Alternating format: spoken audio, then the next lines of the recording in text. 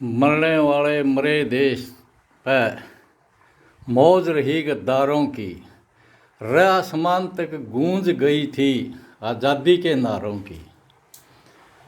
आज से ठीक 92 वर्ष पहले यानी 27 फरवरी सन 1931 को इस देश का एक महान सपूत इलाहाबाद के एल्फ्रेड पार्क में लगभग 22 वर्ष की उम्र में इस देश की आज़ादी के लिए अंग्रेज़ों के सुरक्षा बलों के साथ लड़ता हुआ शहीद हुआ था। उस समय लगभग इनकी संगठन यानी इनकी पार्टी हिंदुस्तान प्रजातांत्रिक समाजवादी प्रजातांत्रिक संघ की केंद्रीय समिति के सदस्य गिरफ्तार होकर के जेलों में बंद कर दिए गए थे। 3 नौजवानों यानी भगत सिंह, सुखदेव और राजगुरु को फांसी की सज़ा सुनाई जा चुकी थी, जो कि 23 मार्च 1931 को फांसी भी दे दी गई थी। बाकी के 15-16 वीर हिंदुस्तान की अनेक जेलों में बंद कर दिए गए थे, काला पानी की सज़ा सुना दी गई थी। उन तीनों की फांसी को रुकवाने के लिए चंद्रशेखर आज़ाद थोड़ा ज़्यादा बेचैन रहने लग गया था और इस देश के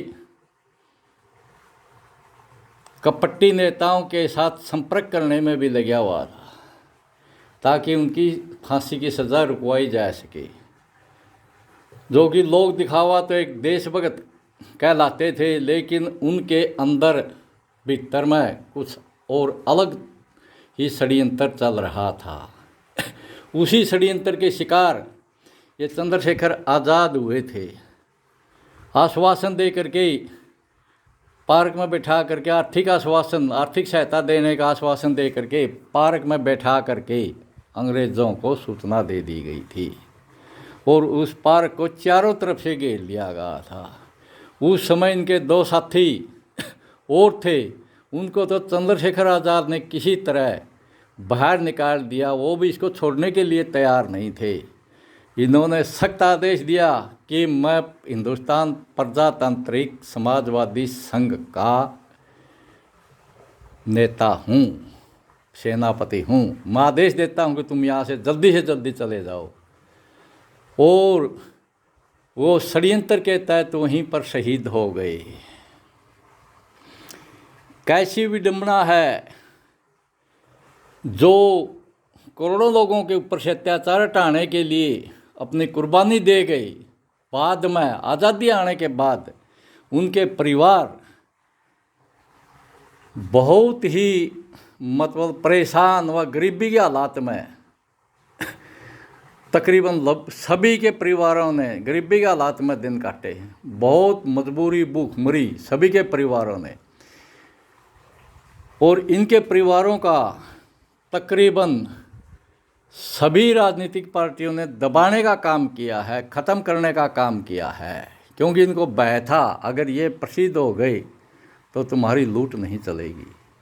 और अंग्रेज़ों ने भी जाते समय सत्ता की बागडोर नेहरू गैंग को सौंप करके गए थे।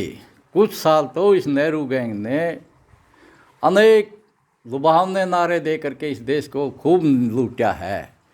उसके बाद मोदी गैंग हावी होकर के नेहरू गैंग से सत्ता की बागडोर छीनकर आज के दौर में वो लूट रही है।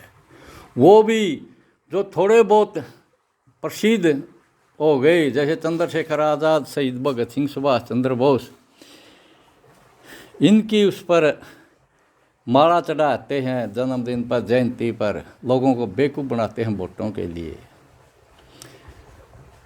और एक गैंग और तीसरी तैयार हो रही है इस देश को लूटने के लिए, और बहुत बुरी तरह चिल्ला कर पागलों की तरफ तुमको सभी चीज़ मुफ्त में दूंगा, हर एक चीज़ मुफ्त में दूंगा, बताओ मुफ्त में कहाँ से आएगी।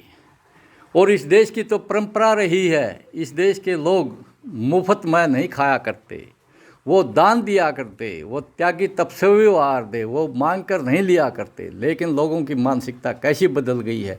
आज़ादी के समय के लोगों की और आज के लोगों की तुलना करें तो बहुत ज़्यादा गिरावट आ चुकी है। यानी आजकल के लोग तो 10-10 रुपये में अपने दीन ईमान भी बेचने को तैयार हैं, दान लूटने के लिए, मुफ्त के लिए। तो भेड़ बकरियों से भी नीचे जा चुके हैं। भेड़ बकरियों में तो बहुत ज़्यादा गुण होते हैं, दूध देती है, ऊन देती हैं। इस देश का देखो दुर्भाग्य है, अगर यही परंपरा लगातार रही तो शायद इस देश पर बुरे दिन भी देखने को आ सकते हैं। क्योंकि एक इतना अत्याचारी देश चीन टकटकी लगाए हुए बैठा है। अगर चीन का इस देश पर कब्जा हो गया तब लोगों की आँख खुलेंगी। और इस देश के जो नेता है इस देश को छोड़कर भाग जाएंगे, दूसरे देशों में भाग जाएंगे। वहाँ पर इन्होंने बहुत ज़्यादा प्रॉपर्टी बना रखी है। ओम।